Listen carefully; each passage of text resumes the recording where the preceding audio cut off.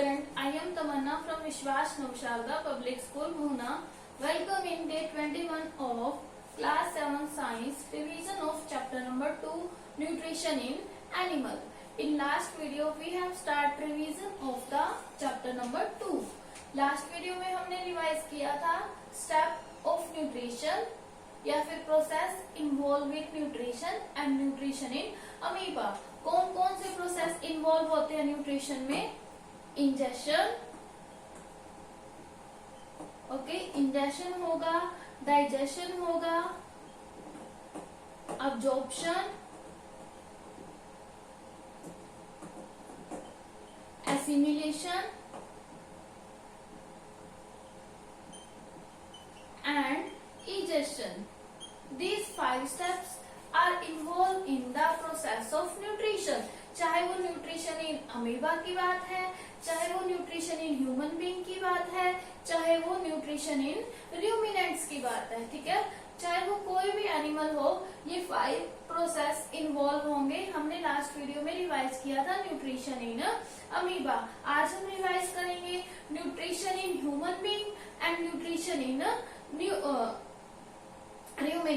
Ruminant और human being में जो न्यूट्रिशन का प्रोसेस है मोस्ट ऑफ सेम रहेगा, बट र्यूमिनेंट में क्या है, स्टमक का थोड़ा डिफरेंट हो जाता है, बाकी सब क्या होगा, सेम ही रहेगा.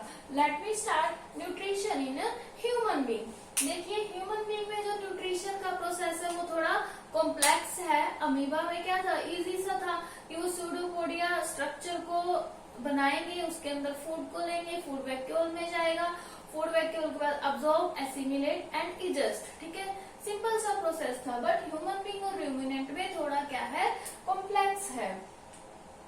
अब देखिए जो डिफरेंट ऑर्गन लिख लेते हैं यहाँ, nutrition in human being. Human being में जब न्यूट्रिशन होगा तो उसमें इन 5 प्रोसेस के लिए डिफरेंट ऑर्गन इन्वॉल्व होंगे, और जो जो ऑर्गन इन्वॉल्व होंगे वो मिलके क्या बनाते हैं, एलिमेंट्री कैनाल, ठीक है. एलिमेंट्री कैनाल बनाते हैं वो मिलके, सॉरी ई आएगा यहाँ, एलिमेंट्री कैनाल बनाएंगे. अब एलिमेंट्री कैनाल है उसमें क्या होगा, ये सारे के सारे स्टेप होंगे. ऑर्गन कौन कौन से इन्वॉल्व होंगे, माउथ से ही स्टार्ट हो जाएगा. Mouth, teeth, stomach, small intestine, large intestine, anus, ठीक है. ये सारे के सारे क्या हैं, उसमें ऑर्गन इन्वॉल्व होंगे. अब देखते हैं कि डाइजेस्टिव ग्लैंड क्या होती है. अब डाइजेस्टिव ग्लैंड ऐसी ग्लैंड है जो फूड को ब्रेक डाउन करने में हेल्प करती है, और उसके अंदर से क्या है, जूस सीक्रेट होते हैं, ठीक है. और जो जूस क्या है फिर डाइजेशन के प्रोसेस में हेल्प करेगा. अब कौन कौन सी ग्लैंड प्रेजेंट है, 3 मेन डाइजेस्टिव ग्लैंड है. कौन कौन सी, सैलिवरी ग्लैंड, पैनक्रियाज और लीवर. ये 3 मेन डाइजेस्टिव ग्लैंड है जो कि प्रेजेंट होती हैं. अब सैलिवरी ग्लैंड सभी को पता है कहाँ प्रेजेंट होती है, टंग में प्रेजेंट होंगी, और ये क्या करती है, सैलिवा को सीक्रेट करती है, ठीक है, जो क्या है फूड के डाइजेशन में हेल्प करता है. सभी को पता है कि जो फूड का डाइजेशन है वो हमारे माउथ से ही स्टार्ट हो जाता है, ठीक है. जो हमारे फूड में कार्बोहाइड्रेट, स्टार्च प्रेजेंट होगा उसका जो डाइजेशन है वो हमारे माउथ से स्टार्ट हो जाता है. किसकी वजह से, सैलिवरी ग्लैंड किसको सीक्रेट करती है, सैलिवा, जो क्या करती है, कार्बोहाइड्रेट को डाइजेस्ट करती है. और पैनक्रियास क्या करते हैं, पैनक्रियाटिक जूस को सीक्रेट करते हैं, और लीवर क्या करता है, बाइल को सीक्रेट करेगा, ठीक है. बाइल जूस सभी को पता है कि बाइल को सीक्रेट करता है लीवर. अब देखते हैं कि ये 5 स्टेप कैसे इन्वॉल्व होते हैं न्यूट्रिशन में. अब सबसे पहले इंजेशन है. जब इंजेशन होगा तो हम लोग फूड को टेक इन करेंगे, ठीक है. फूड को टेक इन करेंगे तो हमारे टीथ की हेल्प से ब्रेक डाउन होगा फूड, और जो टंग है, टंग के अंदर सैलिवरी ग्लैंड्स है, वो सैलिवा को सीक्रेट करेंगी, ठीक है. वो सैलिवा हमारे फूड में मिक्स होगा और कार्बोहाइड्रेट को डाइजेस्ट करेगा. अब देखो हमारे माउथ में जो टीथ प्रेजेंट होते हैं जिसकी वजह से हम फूड को बाइट करते हैं, कट करते हैं. 4 टाइप के होते हैं वो, ठीक है। 4 टाइप कौन कौन से हैं? Incisor, canine, premolar and molar. These are the 4 type of teeth present in the mouth। अब कैनिन्स क्या है? जो फ्रंट वाले टीथ होते हैं वो कौन से होते हैं? कैनिन। और फ्रंट के दो इधर वाले टीथ होते हैं। अब इंसीजर की हेल्प से हम क्या करते हैं? किसी भी चीज को कट करते हैं, जो फ्रंट वाले टीथ है। अब कैनिन क्या है? जो इंसीजर के साइड वाले टीथ है, जिसकी हेल्प से हम टीयर करते हैं फूड को, वो क्या है? कैनिन है। फिर उसके नेक्स्ट प्रीमोलर, उसके बाद सबसे लास्ट में क्या होते हैं? मोलर होते हैं। ओके, अब देखो टोटल जो मिल्क टीथ है टेम्परेरी सेट वो 20 होते हैं, ठीक है, अर्ली चाइल्डहुड में। लेकिन बाद में क्या होता है? 32 हो जाते हैं। 16 teeth are present in each jaw. और ऊपर वाले में और नीचे वाले में अलग अलग 16 टीथ प्रेजेंट होते हैं। 16 में से भी 4 इंसीजर, 2 कैनिन, 4 प्रीमोलर और 6 मोलर, ठीक है। टोटल 32 है, लेकिन अभी एडल्ट ह्यूमन बीइंग में। लेकिन चाइल्डहुड में कितने होते हैं? 20। बाद में वो 32 हो जाते हैं। 32 में से 16 ईच जा में होते हैं, ठीक है। और 4 क्या होते हैं? इंसीजर। और 2 क्या होते हैं? कैनिन्स, ठीक है। उसके बाद 4 क्या होते हैं? प्रीमोलर। और 6 होते हैं मोलर, ठीक है। ये टोटल टीथ है जो हमारे माउथ में प्रेजेंट है और जिनका यूज भी क्या है? अलग अलग है। जैसे इंसीजर का यूज कट करने के लिए, कैनिन का यूज टीयर के लिए, प्रीमोलर का होता है किसी भी चीज को च्यू या फिर ग्राइंड करने के लिए, मोलर का भी क्या होता है? ग्राइंडिंग के लिए। ओके, ये फर्स्ट स्टेप था इंजेक्शन का, जो हमारे माउथ में ही स्टार्ट होता है या फिर माउथ की हेल्प से हम फूड को इंजेस्ट करते हैं। अब नेक्स्ट है डाइजेशन, ठीक है। डाइजेशन का थोड़ा सा प्रोसेस तो स्टार्ट हो गया, कहाँ से? टंग से ही। उसके बाद जो फूड है वो कहाँ जाता है? माउथ में। अब जो माउथ से स्टार्ट हुआ डाइजेशन का स्टेप, माउथ में क्या होगा? जो हमारे फूड में स्टार्च प्रेजेंट है, ठीक है, जो हमारे फूड में स्टार्च प्रेजेंट है वो किस में चेंज हो जाता है? शुगर में, ठीक है। स्टार्च क्या है? कॉम्प्लेक्स सब्सटेंस है, लेकिन स्टार्च जो है वो सैलिवा की हेल्प से शुगर में चेंज हो जाएगा। शुगर क्या है? Simpler substance. ओके, ये माउथ से ही स्टार्ट हो जाता है। ओके, उसके बाद जो फूड है वो कहाँ जाएगा? Oesophagus. What is oesophagus? That is food pipe. जब माउथ से जो फूड है वो फूड पाइप में स्वेलो हो जाएगा। फूड पाइप के बाद जो जाएगा स्टमक में। स्टमक में कैसे जाएगा? फूड पाइप में रिलैक्सेशन कंप्लेक्सेशन वेव लाइक मोशन होके जो फूड है वो स्टमक में चला जाएगा। स्टमक क्या है? एक सैक लाइक ऑर्गन है जहाँ पे डाइजेशन का प्रोसेस होता है। अब स्टमक में डाइजेस्टिव जूस सीक्रेट होते हैं, ठीक है, हाइड्रोक्लोरिक एसिड, म्यूकस, ये सब स्टमक में रिलीज होते हैं। और डाइजेस्टिव जूस क्या करते हैं? प्रोटीन को जो सिंपलर फॉर्म में प्रेजेंट है उसको ब्रेक डाउन करने में हेल्प करते हैं। और हाइड्रोक्लोरिक एसिड जो सीक्रेट होता है स्टमक में, वो क्या करता है? जितने भी हमारे फूड के अंदर जर्म्स प्रेजेंट है उन सभी को किल कर देगा।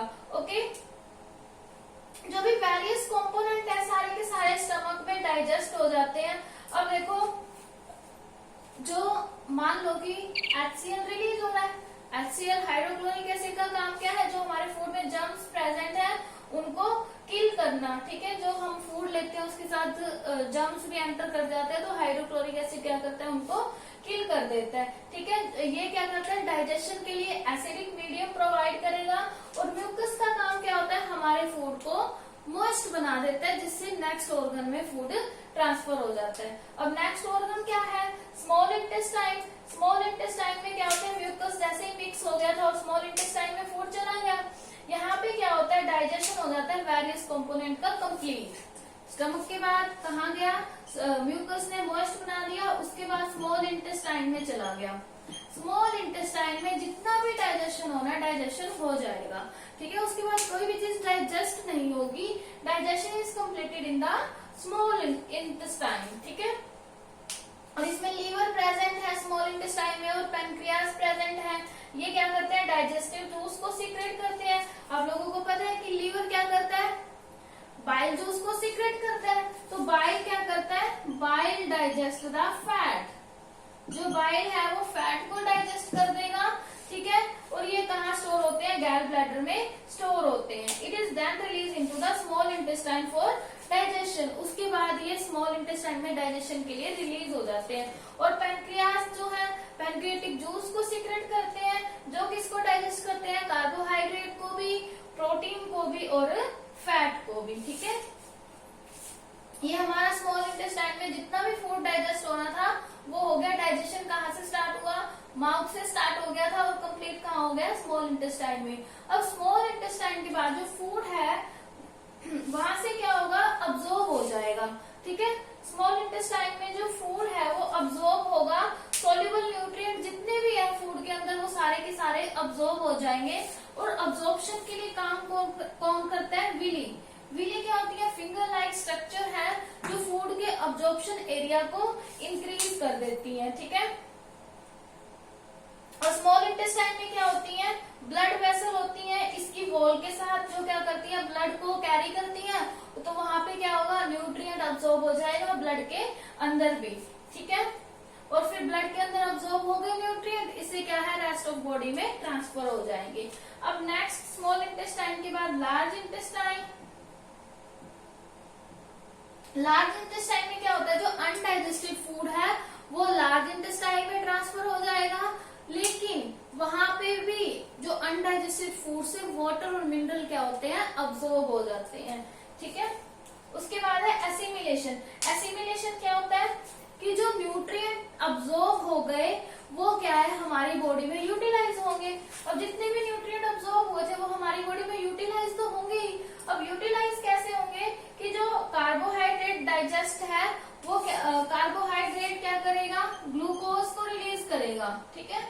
जब हमारी बॉडी में कार्बोहाइड्रेट डाइजेस्ट होगा वो ग्लूकोज को रिलीज करेगा और एनर्जी देगा हमें, ठीक है। और प्रोटीन जो है डाइजेस्ट होंगे तो एमिनो एसिड बनाएंगे जो क्या करेंगे, हमारी सेल और टिश्यू को रिपेयर करेंगे। और जो फैट हमारी बॉडी में डाइजेस्ट होगा फैटी एसिड और ग्लिसरॉल रिलीज करेगा जो क्या करेंगे, हमारी बॉडी में एनर्जी देने का काम करेंगे। मतलब जितनी भी एनर्जी रिक्वायर्ड है वो कहाँ से मिलेगी हमें, फैटी एसिड और ग्लिसरॉल से।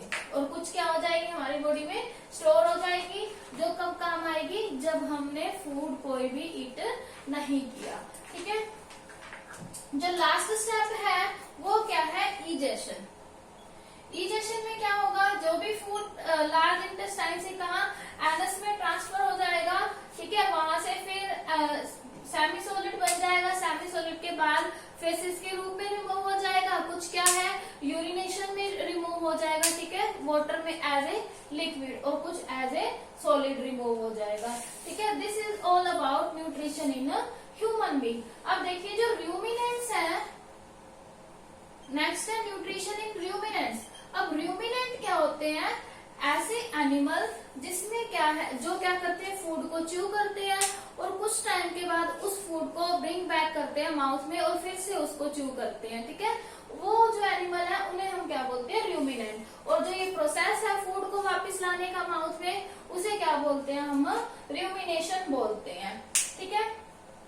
इनमें भी न्यूट्रिशन का प्रोसेस सेम ही होगा, बट इनके जो थोड़ा सा डाइजेशन का प्रोसेस है, डाइजेशन के प्रोसेस में इनके स्टमक के 4 पार्ट है, बाकी सब चीजें क्या रहेंगी, सेम रहेंगी। अब जो इनके स्टमक के पार्ट है वो हम देख लेते हैं, बाकी प्रोसेस क्या है, सेम ही है। Absorption, assimilation, egestion and ingestion is the same.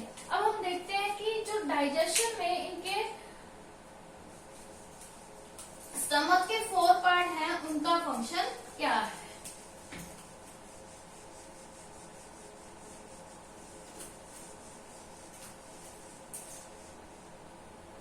देखो कौन कौन से 4 पार्ट हैं इनके स्टमक के। First is rumen, next is reticulum and next is omasum and next is abomasum. ये 4 पार्ट है इनके स्टमक के। फर्स्ट जो है र्यूमन का, दिस इज ये इनके जो स्टमक का सबसे लार्जेस्ट चैम्बर है। यहाँ पे क्या है, पार्शली डाइजेस्टेड फूड जो है वो रहता है यहाँ पर, जिसे हम कट बोलते हैं, फिर उसको वापस लाते हैं और फिर उसे रीस्पेलो करते हैं। ठीक है, इस प्रोसेस को क्या बोलते हैं, कट च्यूइंग। और रेटिकुलम में क्या होता है, ये क्या करता है, फर्दर च्यूइंग के लिए फूड को लेकर जाने में हेल्प करता है, मूव करने में हेल्प करता है। और ओमेजम क्या है, ये सबसे छोटा चैम्बर है, ये क्या करेगा, एक्सेस वाटर और फूड को अब्सॉर्ब कर लेगा और फूड को डाइजेस्ट करने में हेल्प करता है। कौन सा, ओमेजम। नेक्स्ट है एबोमेजम।